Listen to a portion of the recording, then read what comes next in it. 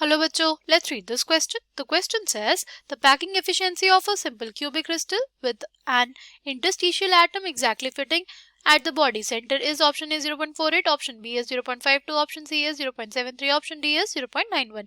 The key concept for this question is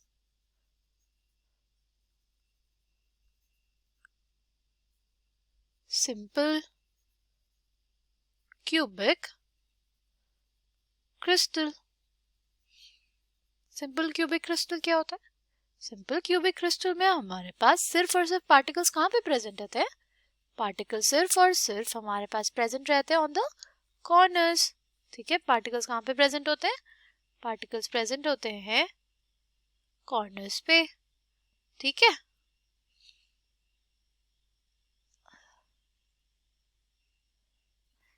okay देखते हैं यहाँ पे कॉर्नर्स पे क्या प्रेजेंट है? हमारे पास पार्टिकल्स प्रेजेंट है. अब हमारे क्वेश्चन में क्या बोला है उसने? हमारे क्वेश्चन में बोला कि जो हमारे पास एक इंटरस्टिशियल एटम हमारे पास कहाँ पे प्रेजेंट है? बॉडी सेंटर पे. एक हमारे पास इंटरस्टिशियल एटम है, कहाँ पे प्रेजेंट है? वो हमारे पास प्रेजेंट है बॉडी सेंटर पे. ठीक, अब हमें निकालना है पैकिंग एफिशिएंसी. ओके, नाउ अगर हम लोग बात करते हैं जो हमारे पास पार्टिकल्स है ना, उनका रेडियस हम लोग क्या मान लेंगे? उनका रेडियस हम लोग आर मान लेंगे. और जो हमारे पास इंटरस्टिशियल एटम है उसका रेडियस हम लोग क्या मान लेंगे? उसका रेडियस हम लोग मानेंगे कैपिटल आर से डिनोट करेंगे.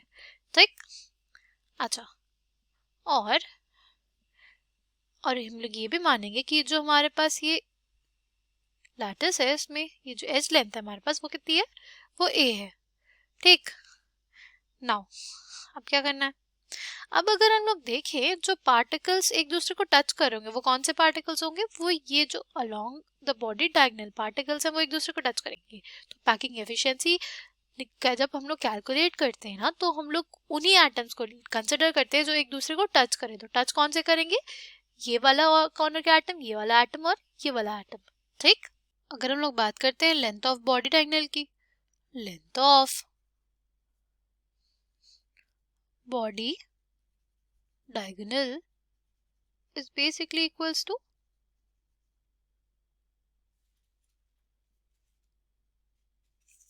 2r plus 2r. ये कैसा लिखा हमने? देखो, इसको ऐसे समझते हैं कि हमारे पास ना ये पार्टिकल हो गया, ये हमारे दूसरे कॉर्नर वाला पार्टिकल हो गया, बीच में क्या आ गया? बीच में हमारे पास जो इंटरस्टिशियल एटम था. राइट, अब हम लोग कंसिडर करेंगे क्या?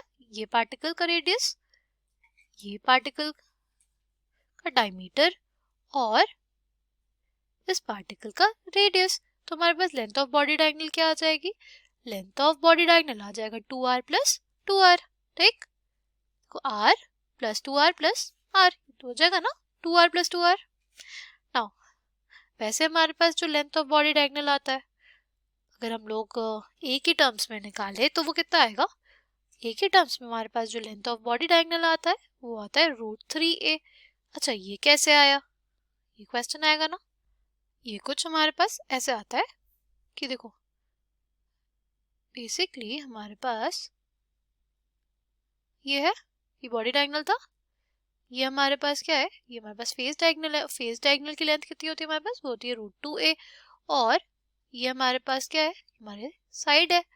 अगर हम इन दोनों को ऐड कर दें, सपोज इसको हम लोग बोल दें a, इसको बोल दें b और c, तो ab² plus bc² is equals to ac² होता है हमारे पास.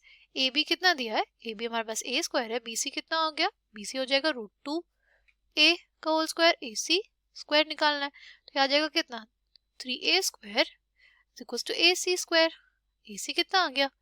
ac जो हमारा बॉडी डायगोनल है वो कितना आ जाएगा? √3a. अब बस हम दोनों को इक्वेट कर देंगे. अगर हम लोग इक्वेट करेंगे तो हमारे पास क्या आ जाएगा? हमारे पास आ जाएगा √3a is basically equals to 2r plus 2r. तक अब क्या करेंगे? अब ना हम लोग बेसिकली लिख लेंगे क्या, हम लोग लिखेंगे आर के टर्म्स में, कैपिटल आर है। कैपिटल आर क्या है हमारे पास, capital R is basically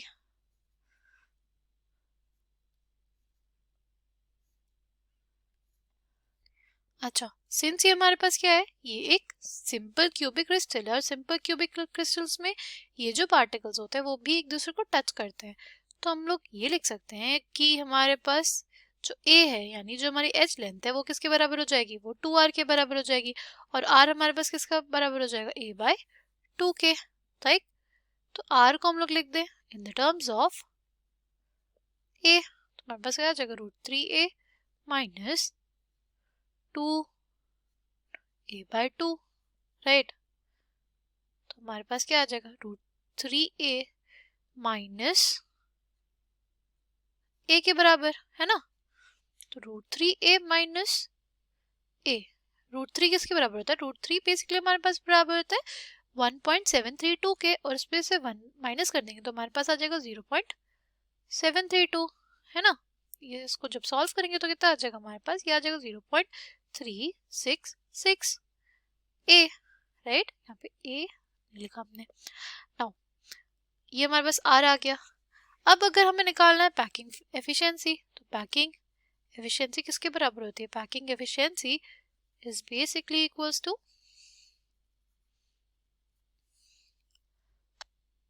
occupied volume bye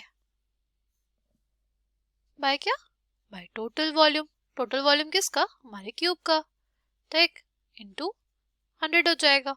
occupied volume क्या हो जाएगा, देखो जो हमारे पास ऑक्यूपाइड वॉल्यूम है उसके लिए हम लोग पहले देखेंगे कि एक तो हमारा ये जो इंटरस्टिशियल एटम है वो प्रेजेंट है, राइट। तो मल्टीप्लाई कर देंगे 1 को किससे, volume of the interstitial atom, since वो स्फेयर है तो उसका जो वॉल्यूम हो जाएगा क्या हो जाएगा, वो हो जाएगा 1 इंटू 4/3 पाई आर क्यूब, है ना।